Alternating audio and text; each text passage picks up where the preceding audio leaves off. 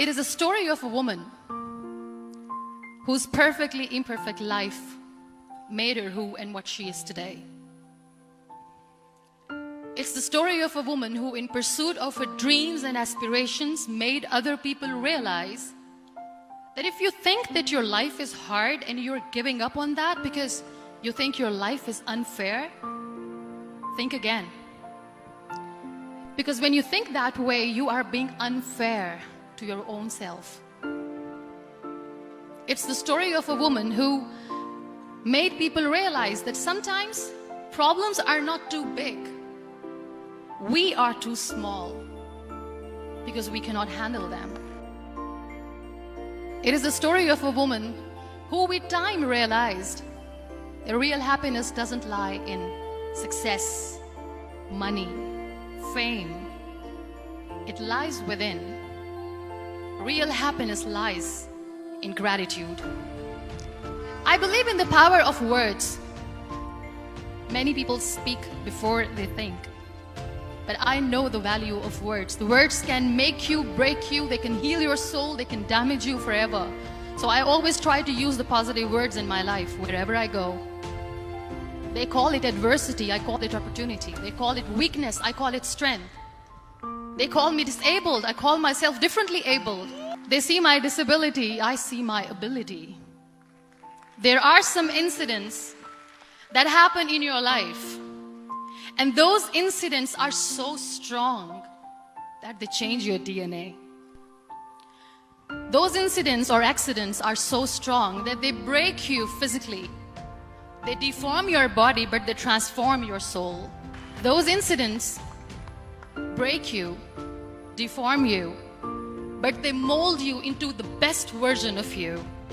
And the same thing happened to me. And I'm going to share what exactly happened to me.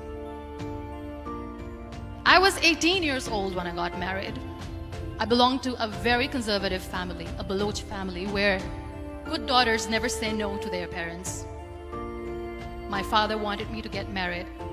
And all I said was, if that makes you happy, I will say yes. And of course, it was never a happy marriage. Just about after 2 years of getting married, about 9 years ago, I met a car accident. Somehow my husband fell asleep and the car fell in the ditch. He managed to jump out, saved himself. I'm happy for him. But I stayed inside the car and I sustained a lot of injuries. The list is a bit long. Don't get scared. I'm perfectly fine now. But that injury that changed me and my life completely as a person and my perception towards living my life was the spine injury. 3 vertebrae of my backbone were completely crushed and I got paralyzed for the rest of my life. I finally ended up in a hospital where I stayed for 2.5 months. I underwent multiple surgeries. Doctors have put a lot of titanium in my arm. There's a lot of titanium at my back to fix my back. That's why people in Pakistan call me the Iron Lady of Pakistan. Sometimes I wonder how easy it is for me to describe all this all over again. And somebody has rightly said that when you share your story and it doesn't make you cry, that means you have healed. One day, doctor came to me and he said, well, I heard that you wanted to be an artist, but you ended up being a housewife. I have a bad news for you. You won't be able to paint again because your wrist and your arm are so deformed, you won't be able to hold a pen again. And I stayed quiet. Next day, doctor came to me and said, your spine injury is so bad, you won't be able to walk again. Because of your spine injury and the fixation that you have in your back, you won't be able to give birth to a child again. That day, I was devastated. I still remember, I asked my mother, why me? And that is where I started to question my existence. Why am I even alive? What's the point of living? I cannot walk, I cannot paint, fine. I cannot be a mother. And we have this thing in our heads, being women, that we are incomplete without having children. I am going to be an incomplete woman for the rest of my life. What's the point?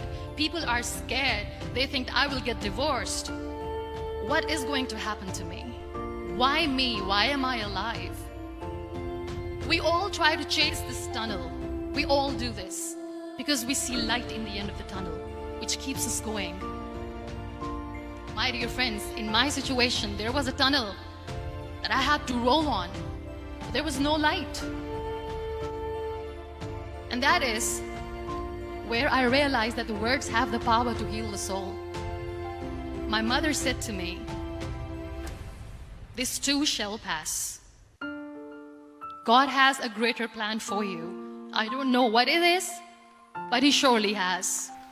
And in all that distress and grief, somehow or the other, those words were so magical that they kept me going. I was trying to put that smile on my face all the time, was hiding. It was so hard to hide the pain, which was there. But all I knew was that if I will give up, my mother and my brothers will give up too. I cannot see them crying with me. So what kept me going was, one day I asked my brothers, I know I have a deformed hand, but I'm tired of looking at these white walls in the hospital and wearing these white scrubs. I'm getting tired of this. I want to add more colors to my life. I want to do something.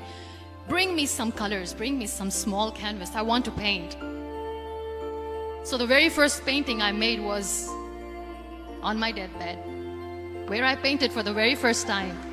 It was not just an art piece or just my passion. It was my therapy.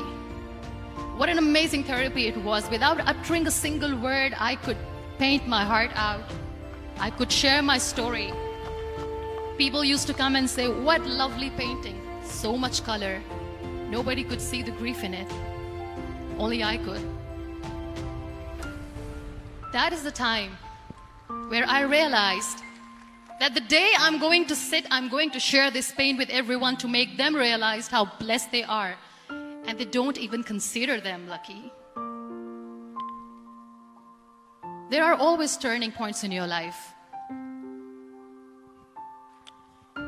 You know what? We human beings have a problem.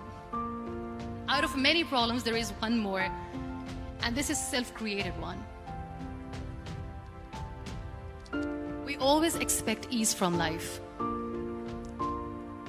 We have this amazing fantasy about life. This is how things should work. This is my plan. It should go as per my plan. If that doesn't happen, we give up. So my dear friends, let me tell you one thing. I never wanted to be on the wheelchair. Never thought of being on the wheelchair. I was always aspiring to do bigger things, but had no idea that for that I have to pay the price to be where I am today. It's a very heavy price. This life is a test and a trial, and tests are trials are never supposed to be easy. So when you're expecting ease from life, and life gives you lemons, then you make the lemonade, and then do not blame life for that, because you were expecting ease from a trial. Trials make you a stronger, better person. Life is a trial, and with time you realize that. Always remember one thing. On the road to success, there is always we, not me. Do not think that you alone can achieve things. No. There is always another person who is standing behind you, maybe not coming on the forefront, but behind you, praying for you and supporting you. Never lose that person. Never. The woman who made me realize that heroes have no gender. The woman who believed in me even when I was completely at the verge of despair, where everybody left, she was there.